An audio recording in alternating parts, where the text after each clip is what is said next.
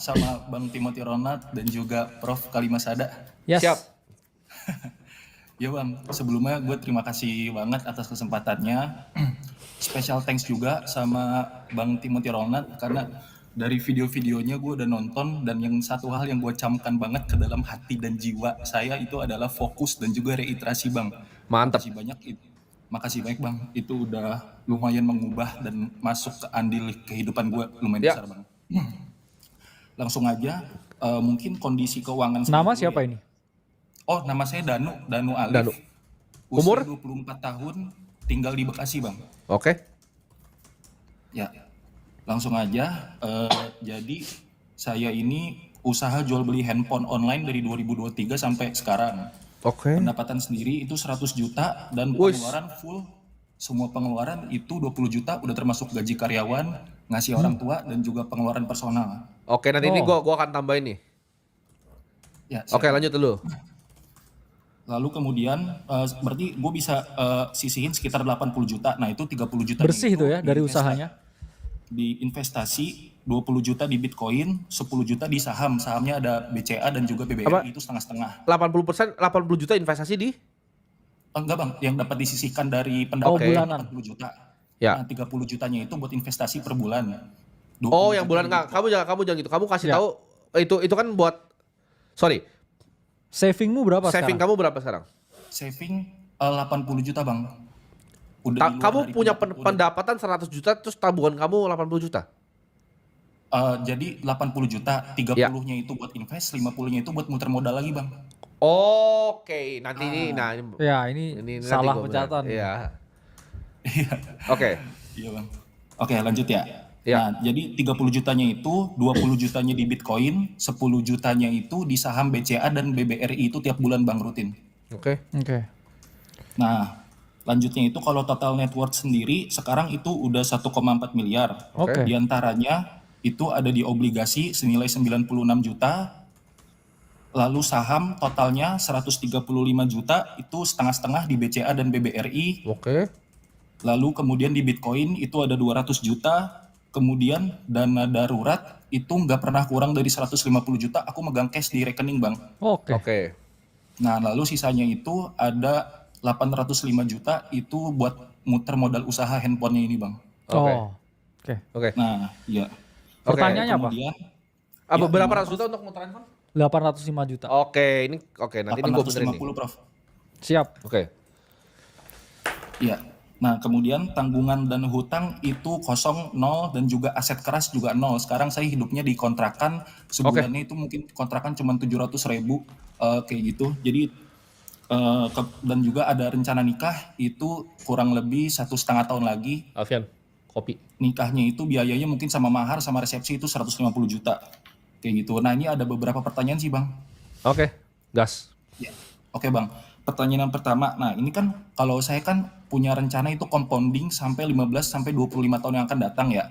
Nah kalau sekarang ini rencana saya itu kurang lebih per bulannya itu saya mau compounding minimal 30 juta dari pendapatan, 50%-nya di Bitcoin, dan sisanya itu 25% di BCA dan juga BBRI. Nah kalau melihat kondisi makro yang sekarang, apakah sebaiknya ini direalokasikan dan atur strategi ulang atau saya tetap berpegang teguh kepada hal tersebut Bang. Tapi sebenarnya saham BCA sama BBRI itu karena saya nggak punya pilihan sebelumnya beberapa bulan yang lalu saya udah cari-cari mau S&P aja Bang naruhnya 50%, jadi BTC 50%, S&P 50%, tapi saya nggak punya aksesnya Bang. Saya udah daftar di international broker tapi emang nggak bisa sih, keterbatasan. Interaktif. Interaktif. Sorry Bang, grogi Bang. Iya. Oke. IBKR kagak bisa Bang. Itu ada aksesnya gak sih Bang kalau orang Indo kayak saya gitu yang nggak pernah keluar negeri? Kayaknya Indo jurisdiksinya enggak, karena setahu gua itu nggak diregulasi sama Indonesia. Kalau yang diregulasi sama Indonesia itu banyak kan contract for difference, jadi CFD. Lu kalau lihat banyak yang ada aplikasi-aplikasi di Indonesia yang bisa beli saham US tuh kebanyakan bukan beli saham beneran, itu CFD. Gitu. Nah, Gua nggak saranin tuh beli begituan. Itu nanti lagi nih, nanti lah. Itu kalau tadi tuh kita kasih saran karena mereka di luar negeri ya bro ya. Yes. Jadi balik lagi kita kasih saran berdasarkan Keadaan keadaan lu. geografisnya ya. Nggak masalah, oke? Siap, Bang. Dan nggak salah. BCA BRI nggak salah. Oke, gua mulai dulu dari pencatatan pribadi lu. Itu Yes. hancur. Maksudnya hancur itu gini. Bener. Lu secara finansial tuh ahead dari semua orang, Pasti. tapi lu melakukan kesalahan yang sama saat gua 16 tahun jualan pomade. Ya. Jadi lu akan merasa lu lebih kaya dibanding lu sebenarnya. Lu gabungin antara working capital, Bener. inventor, cash, neraca inventory, aset lancar di bisnis lu masukin aset lancar pribadi. Oke, Nah, step itu 1. bener. Itu berantakan tuh ya. Step 1, lu belajar akuntansi. Kita bikinin course Bener. Karena Danu kamu harus tahu di akuntansi itu ada satu prinsip yang utama bro. Namanya prinsip business entity tuh. Iya. Dimana kamu harus memisahkan antara pengeluaran dan juga pendapatan pribadi dan pengeluaran pendapatan perusahaan. Danu ini persis Jangan kayak gua. dicampur. Kamu tau gak Danu, ntar kamu kepleset dari mana? Karena ini lu persis di posisi gua. Ngerasa Gua tuh- dapat duit banyak, Iya. tapi nggak ada yang masuk kantong Iya, kan? nanti kamu gitu. Gini, waktu itu gua bahkan kayak kira itu uang gua bersih tuh. Gua kira tuh net free cash flow. Nah, ini salah nih. Kamu pasti nggak bisa bedain kan antara net profit sama free cash flow itu apa. Ini udah berabe ini nanti. Karena kamu kalau kamu bilang kayak gitu, kamu masih ada 800 juta yang harus kamu muter. Bahkan tadi kamu kasih bilang pendapatan kamu loh. Pendapatan kamu 100 juta, pengeluaran kamu 20 juta sama handphone ya. Tapi ada 50 juta muter lagi. Itu kamu udah berantakan. Bro kakak bilang bentar. Pertama tuh bisnis entity, pisahin dulu. Step 1 bukan belajar investasi, kamu belajar akuntansi. Yes. Iya, ini Bang Oke. sebenarnya beberapa bulan yang lalu, kayak mungkin 6 bulan yang lalu, saya kan udah mulai misahin tuh. Jadi ada rekening perusahaan sendiri, maksudnya pisahin lah rekening perusahaan sendiri. Bukan rekeningnya, kamu nggak paham accounting. Ini gue kayak ngomong, lu ingetin gue ke gue yang dulu, 16 tahun. Iya Bang. Jadi, lu harus fokus belajar accounting, karena accounting itu adalah bahasa dari bisnis. Free cash flow, net free cash flow dari sebuah bisnis itu bersih. Itu yang bisa lu tarik keluar Ya. setelah capital expenditure atau operational expenditure. Jangan tapi bang lu Danu. Jangan tapi bang, kamu Danu ya. Siap, Bang. Oke. Jadi gini, Danu. Ini kamu nggak salah, Kamu cuma nggak ngerti. Jadi ini nggak salah. Step 1 kamu pisahin antara bisnis dan personal. Benar-benar pisah. Oke? Kamu bagikan ke personal itu dividen, Danu, atau gaji. I see, Bang. Jadi kamu bikin bisnisnya kamu rapi nih. Oke, ada revenue-nya, ya kan, ada COGS-nya, semua lengkap. Ada net profit berapa, nanti ada net free cash flow-nya berapa. Oke, Danu.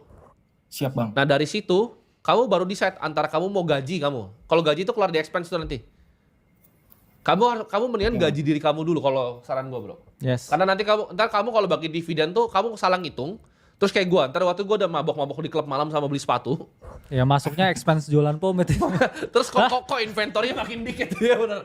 Iya. Kecampur gua waktu itu dulu. Oke? Astagfirullah. Ntar handphone kamu berantakan jadinya. Ini kamu nggak salah, kamu tuh mungkin pengusaha yang pedagang lah, kamu belum pengusaha, kamu masih pedagang. Bener Bang, Yes. pedagang Bang. Pedagang yang hebat gitu. Cuman jangan sampai ketidaktahuan kamu, kan ini kan skill kan, usaha tuh adalah skill. Jadi kamu step 1, kamu belajar akuntansi dulu. Nanti bro kakak bikinin lah course akuntansi lah Yes. itu. Kamu belajar. Ya. Siap Bang. Kamu belajar akuntansi dulu, kamu pisahin antara bisnis kamu dan personal. Kamu udah ada entitas usahanya? Sorry Belum. Bang, gimana? Udah ada entitas usahanya? Nah itu dia Bang, niatnya sih di tahun ini Bang gue mau buat PT dulu buat nanti tahun depan kalau misalkan ada keperluan buat PT kan bisa buka counter offline gitu sih Bang. Soalnya kan baru online doang. Oke, problemnya dengan kamu nggak buka begitu adalah kamu bisa kena pendapatan Pajak. lain-lain pajaknya. Pribadi ya. Pajak pribadi dan itu dibebankan ke pribadi. Jadi saran gue gini Danu, kamu decide dulu ini mau bisnis serius yang besar atau enggak. Kalau ini bisnis yang kamu masih setengah-setengah, which is biasa 24 tahun masih Gue setengah-setengah. niatnya Yes. sih kalau sekarang ini niatnya buat selamanya sih Bang bisnis Oke, ini. kalau mau udah serius ya udah, lu bikin PT, lu gaji orang aja dulu freelance. Kalau lu nggak ngerti accounting, suruh orang lain bikin buku lu. Tapi bikin dulu bukunya. Oh. Kamu tadi kenapa mau buka toko offline itu? Online-nya kan udah jalan. Kira-kira Betul Bang. ancaman dan juga Ya. potensi Nah.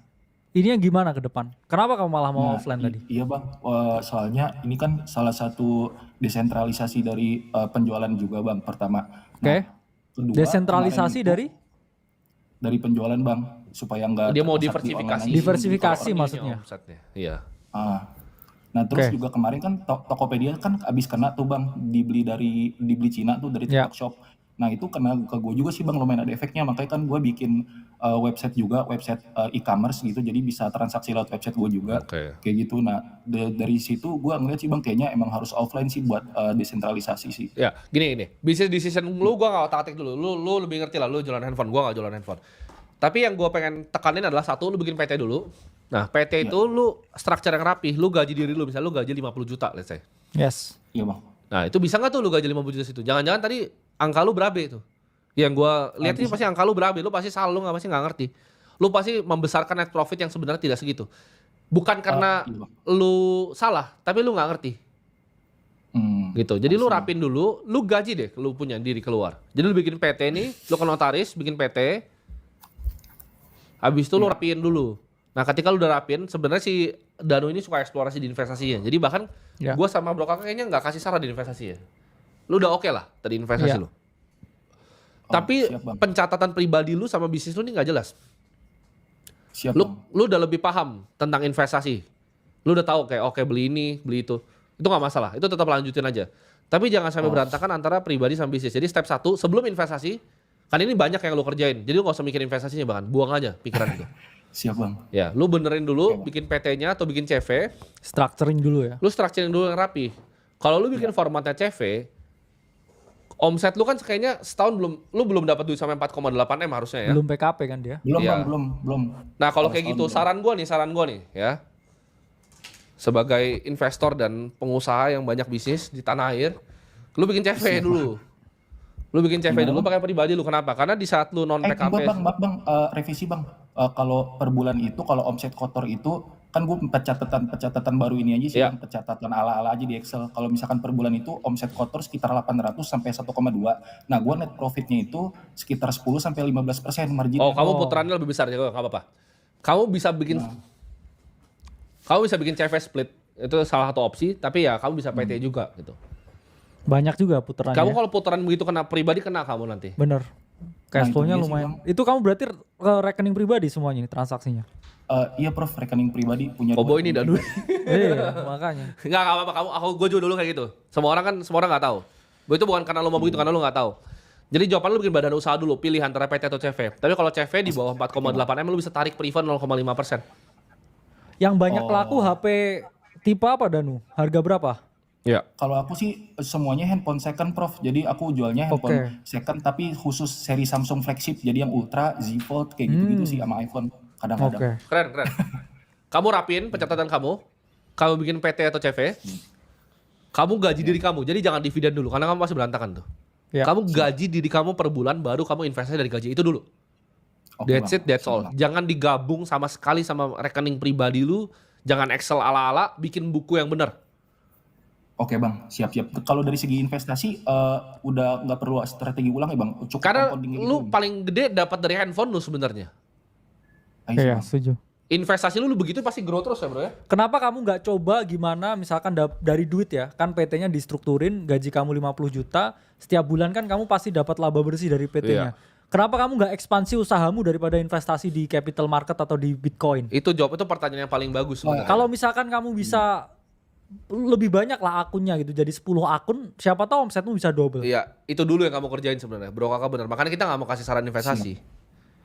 Oke, Iya. siap Prof. Ya, Jadi Bang, ini bisnis mungkin kamu ini terakhir. gini. Oke, Iya, Bang. misalnya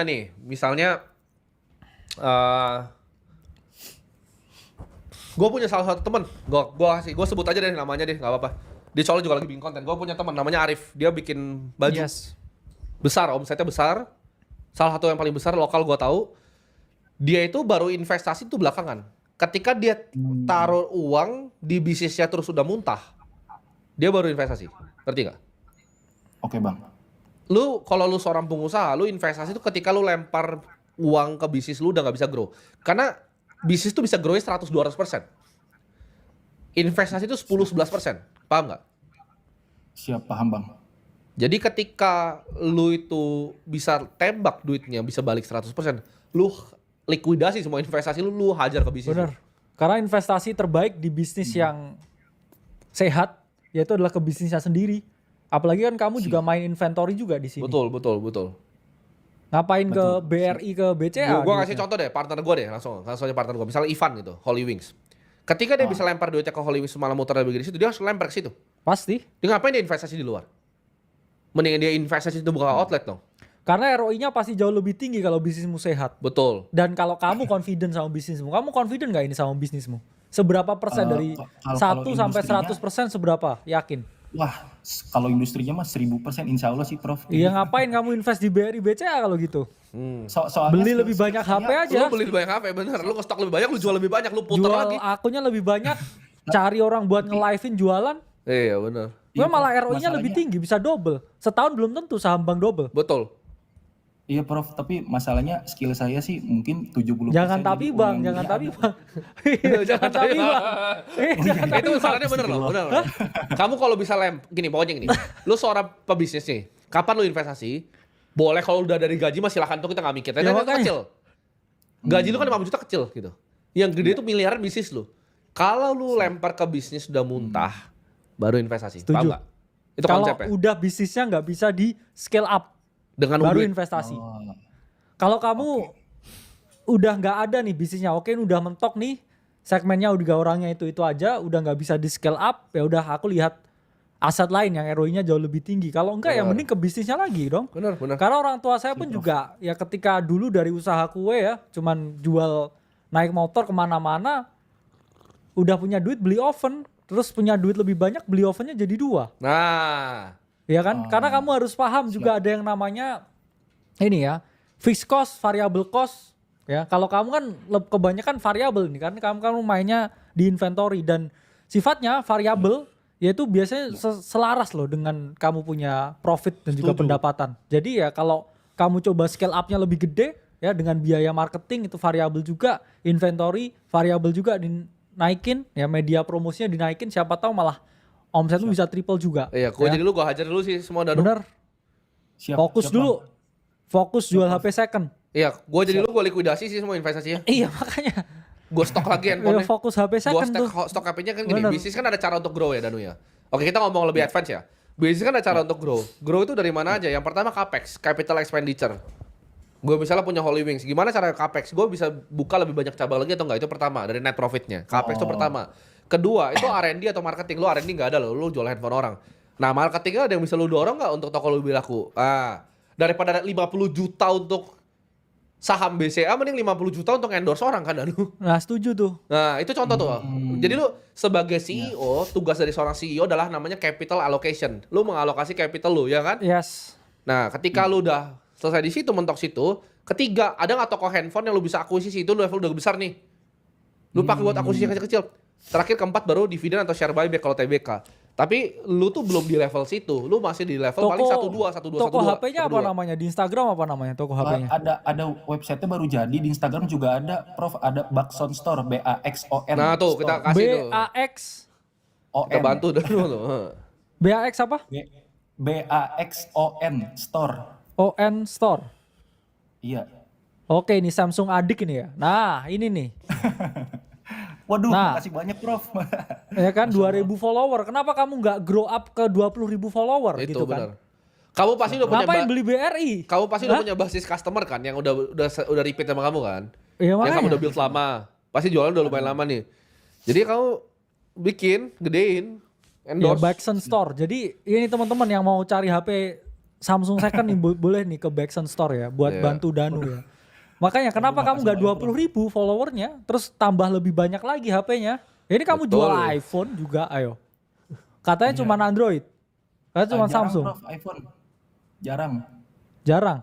Oh ini nih, Ada 1-2 lah Prof, 1-2-3 lah. ya yang mau beli di Danu nih bisa nih. Betul Ya. ya. Fokus ke bisnisnya dulu sih. Semoga terbantu ya Danu ya. Siap. Oh Bang, sorry Bang, cepet aja Bang, boleh gak Bang? Jangan Ya. tapi Bang, terus woy. Aduh, iya, Udah Bang. mau next nih, weh. Ini cepet banget Bang, cepet Bang. Pertanyaan cepet banget Bang. Ini kan gua kan ada rencana mau beli rumah cash Bang di daerah Bekasi. Nah, Oke. harga itu 800 sampai 1 Udah ngontrak dulu Danu. Iya, Puter lu, beneran accounting ngontrak lu udah. Ngontrak jangan banyak gaya Danu ya. Iya. Oke. Oke, Ini Bang, siap, Bang. gini lu Makasih, jangan beli rumah, jangan investasi kalau Baxon Store belum 20.000 followernya. Udah. Iya, ngontrak dulu. KPI lu Danu sekarang 20.000 dulu followersnya ini. Baru lu mikir beli rumah, baru lu mikir BRI. Udah, jangan tapi-tapi ya. Jangan tapi-tapi Next, bang lu. Next, udah next. Next. Next.